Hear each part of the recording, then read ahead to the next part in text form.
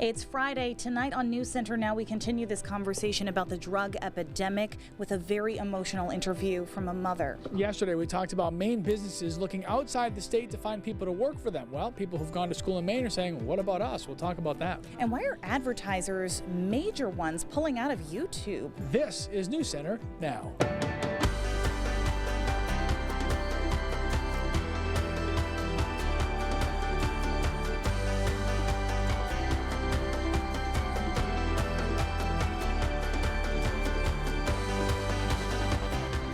Good evening and thanks for joining us. I'm Amanda Hill. And I'm Lee Goldberg. This has been talked about all week long, and there will be no vote on health care. President Donald Trump saying that his health care reform fell short because it lacked support from Democrats. The president made his first comments about the failure of a signature legislative item just minutes ago after a House vote on the bill was canceled. Trump told reporters, quote, "We were very close." And he blamed Democrats, though Republicans control both the House and Senate. He also predicted the Affordable Care Act would soon implode. Now, House Speaker Paul Ryan says the nation will be, quote, living with Obamacare for the foreseeable future. Representative Shelley Pingree posted this message on Twitter right after the bill was pulled. They don't have the votes for this bill. This is a win for the American public. This is a win for all the people who showed up at rallies, who made those phone calls, who are gutsy enough to tell their personal stories and say, you can't do this with our health care. You can't just take it away or put some sham plan on the table and give people big tax breaks and tell us that's good enough. We reached out to Republican Bruce Poliquin for his reaction. So far, no response, and obviously much more coming up on this on News Center at 5:30. Switching gears now, the last few nights we've actually been talking a lot about Maine's drug epidemic. And here in this state, more than one person dies every day from an overdose. That's more than breast cancer, car crashes, and every single one of those people, of course, has their own unique story. So tonight, Christina Rex brings us the story of a mother of a veteran from Lebanon who's still looking for answers 6 months after her daughter's death. Bubbly, happy, energetic, everybody wanted to be around her kind of girl. This is the daughter Anne Howgate remembers. But now, the only place she can see her is at her gravesite. Sometimes it still doesn't seem real. A go-getter, Tina Imard wanted to be a nurse, but knew her family couldn't afford the schooling. So after high school, Tina joined the Army. Literally everywhere we went, she wanted to be in her full uniform. You know, she was just so cute. She wanted to go visit people to show off that she was in the military, and she was very proud of that. But when she was deployed in Korea, everything changed. She was raped by a non-commissioned officer. Tina came back home. Her mother says that uniform was no longer a source of pride. She didn't want to wear her uniform. You know, she was angry. She was just disgusted with the whole thing. She didn't want any part of the Army now. While we were unable to access military documentation of the trial, Mitch Calhoun, a fellow soldier who was in Korea with Tina, said she wasn't herself when she had to go back to Korea and testify. Tina's mother says this event sparked a dangerous downward spiral. For a couple of months, I didn't know where she was. I didn't know if she was alive, if she was dead, I didn't know anything. Tina went AWOL. The next 4 years were chaos. From Georgia to Maine, eventually ending up in Massachusetts, Tina was in and out of rehab and jail, using meth, then heroin. She got sober multiple times, finding love. I'm like, that's the guy she's gonna marry. And running her first marathon. She got stronger and stronger and just was a person that I hadn't seen since she was just really small. But in spring of 2016, Anne knew something was wrong when Tina came to visit for Mother's Day. When she showed up here, I just started crying. There was nothing left to her. Tina had started using cocaine and crack. But no matter what, using or sober, the mother and daughter had an agreement. I talked to her every day. Like, that was kind of our unwritten rule. If I call you or text you, you need to call me back right away, or I'm gonna, call the police because I assume something's wrong. Tina had followed this rule for years. On September 23rd, 2016, she was in touch with her mom all day as she went to a VA hospital for a cyst. She even sent Ann this selfie. She ended up calling me at 9:30, 9:45 and said that she was, they had drained it and she was leaving the hospital. And that's the last I heard from her. Didn't hear from her again. 43 hours. That's how long Ann waited for a phone call. Instead, the call came from police. Said that they had found her in her car. And she was deceased.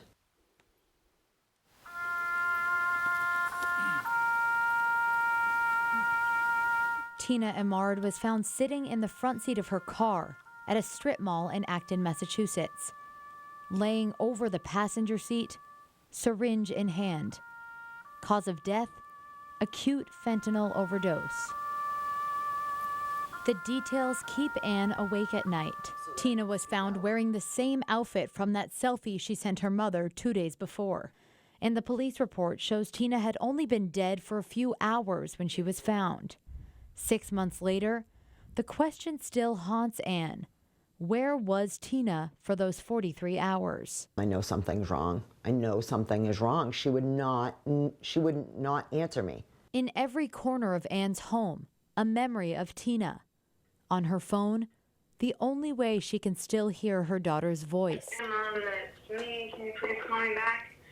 We're probably coming to stay the weekend with you. Love you. Bye. She started crying. That call was on August 12th. Tina died September 25th. Her mom just wants to know why. And Ann and Tina's story is one of dozens and dozens being told by our media partners at the Portland Press-Herald in a special series that they're running called Lost. And with me now is the editor of that project, Dieter Bradbury. Thanks for being with us today. Pleasure to be here. Why don't you tell us a little bit about, what this project is? Just give us the rundown. Well, we had about 50 people in our newsroom working on this project. We wanted to put a human face on the numbers behind this crisis of heroin use and opioid use. 378 people died last year in Maine, and we didn't want that to be just a number. We wanted people to see the humanity behind that number. And even with the massive amount of work you've done, you have 60 profiles. Is that correct? Yes, we actually worked with more than 100 families who had lost someone to an overdose, or who had a person in recovery, or a person who was actively using drugs.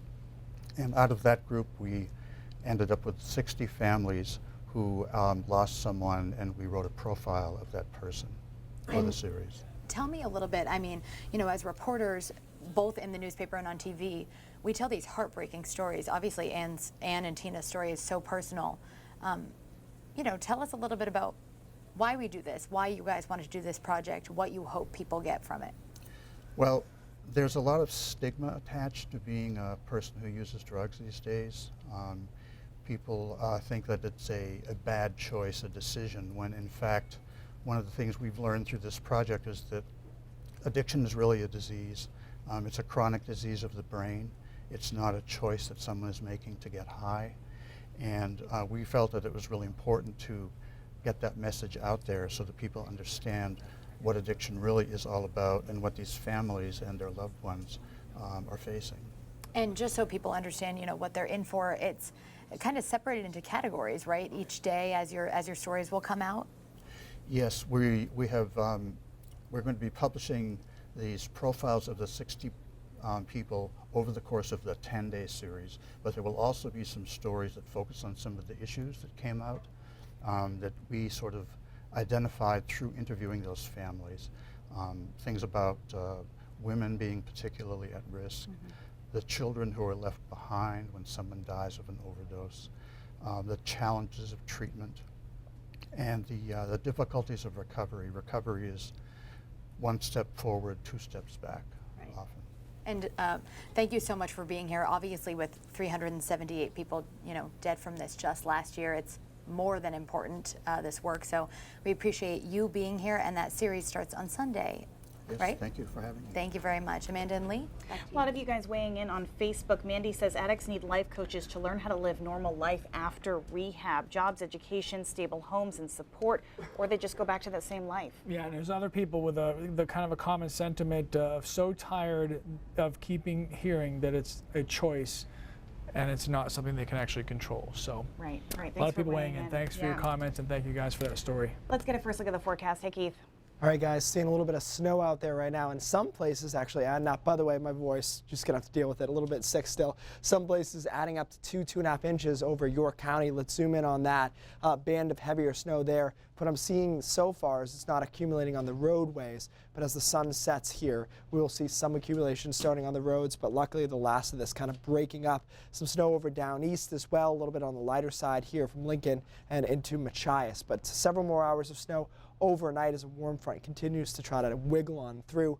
Temperatures right on that borderline, and the reason we didn't accumulate a ton of this today is because temperatures were 34, 35 degrees, and the March sun angle, even though it's behind the clouds, is still working. So snow showers continue through tonight and light snow. As we head into Saturday morning, notice this cloud shield erodes. Actually a decent looking weekend, but guys, there will be more snow and mix in the forecast. We'll talk about that in a few minutes. Thanks, Keith. Okay, so say you're on YouTube and an ad pops up. Do you watch it? Do you skip it? Be honest. I sit there and count when the skip ad thing finally Right. pops up so I can You quickly wait. hit it. Yeah. Have you ever decided, though, to maybe stick it out? Maybe just once? No, All right, not same. patient We're all enough for guilty that. of it. We're all guilty of it. Well, at least for a little while, you'll see some big names disappear from those ads. YouTube is struggling to identify what's considered offensive or harmful, and it's costing them big bucks as more than 250 companies this week alone pulled their ads from their site. It's really tricky to sort of just sort of do a blanket thing where you just sort of weed out everything. With 400 hours of video uploaded to YouTube every minute, getting rid of content from terror or domestic hate groups is a game of whack-a-mole. The company's attempted solution? An algorithm. If the videos are more blatant in their language and their titles and sort of the description of those, then they can kind of filter those out a little bit more. But it doesn't always work, targeting clips that aren't inappropriate at all. Even if you're, say, doing an educational video explaining terrorism, if any of the language in that title or the language in the description of that video, that could easily get caught up in that algorithm and also get filtered out as well. That's what happened last week to many LGBTQ videos when YouTube tried to tweak their restricted mode. The plan backfired with major YouTube stars like Tyler Oakley calling on the site to fix the filter. Many of the videos have been restored since then, but it's come to a head. YouTube faces a mass exodus from more than 250 brands like Verizon, AT&T, and Johnson & Johnson who don't want any of their ads appearing on offensive videos. But it's a tough position for social media giants to be in. Do they step into an editorial role the way a journalist might? It's difficult for these companies to be the ones who are making the judgment calls on whether or not content is okay or not, because it starts to limit, at least in America, our First Amendment rights. But they are international companies, so content that's being uploaded in a foreign land versus domestically, they're going to get treated differently depending on the government that's there. So what I found the most interesting in all of this was that, it's a lot more difficult to kind of clamp down on an ideology like that than it is to kind of prevent a tangible thing. So what YouTube is actually doing now for advertisers is they're giving them a tool to better choose what content they want their ads to be on. And Brett also mentioned that the biggest thing that we can do as consumers is if you see something, say something. If you see something that's harmful or offensive, flag it. Those work. And hopefully YouTube and any other site, they'll get on it as soon as possible. So it's really interesting stuff. It's really tough to get it all together. Yeah, that's a tough one for sure. All right, we're going to take a break. When we come back, Mainers trying to stay in their own state with some work. We'll have that story. Welcome back. We've heard about the struggles to retain young professionals to work here in Maine. And when we showed you how companies are going to Boston to recruit some new employees, we got some reactions Right, that was the story we brought you at 5:30 last night. And Chris, you got a Facebook message about that story. Yeah, Leah and Amanda, we got a message from a recent University of Maine graduate who was confused about the actual recruiting event. The message comes from Kimberly Watson. She just graduated from the University of Maine in May of 2016. She writes, "Why are they trying to hire non-Maine residents when Maine residents can't find jobs?" She writes, "My boyfriend and I work part-time because we can't find work here. It's pretty frustrating to see that." She says her boyfriend applied to nearly 70 jobs in the greater Portland area, and of the dozen or so that he heard back from, they said he didn't have enough experience. Now, one of those companies was IDEX, which was at that recruiting event in Boston. I spoke to Kimberly today and talked to her about one of the reasons that young professionals leave Maine is the inability to get experience needed to work at bigger companies. So we also asked IDEX, the company that traveled to Boston, why students like Kimberly's boyfriend do not get hired in some cases. Here's what they had to say. A lot of the skills that we're looking for, it's a combination of the education, the background, the experience, and that experience piece definitely weighs heavier. So if you haven't worked on a product or you haven't done a marketing campaign for a global launch and you understand the difference between what it's going to look like in the US versus Japan versus Canada, that is a very hard skill to teach. She says that IDEX does have good relationships with universities and colleges in Maine, which helps create somewhat of a pipeline, but keeping young professionals in Maine is obviously a larger issue in the state. So we went to verify some of the numbers. Take a look at this graph right here. The Maine Department of Labor says that throughout 2015, 70% of graduates from the UMaine system, all of the colleges in the UMaine system, earned full-time wages in the state. That means 30% of those students did not earn full-time wages in the state. So what does that translate to? Well, the UMaine system gave out about 5,600 degrees in the 2015-2016 academic year. So 30% of that, just under 1,700 people with degrees that did not work full-time in Maine. On the flip side, the vast majority, as you can see right here, did end up working full-time in Maine. This data also, it doesn't include graduates who are self-employed, independent contractors, people who work part-time, or people who work primarily in agriculture or fishing and lobstering where they're paid by a portion of the catch. So all of this is to say the vast majority of those students from the UMaine system, they did end up working full-time in some capacity in Maine with their college degree. We don't know if it's in their field of study necessarily, but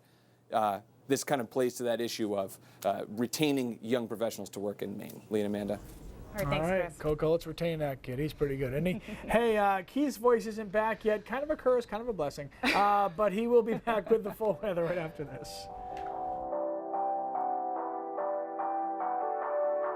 We couldn't keep him quiet forever, I guess, could we? We tried.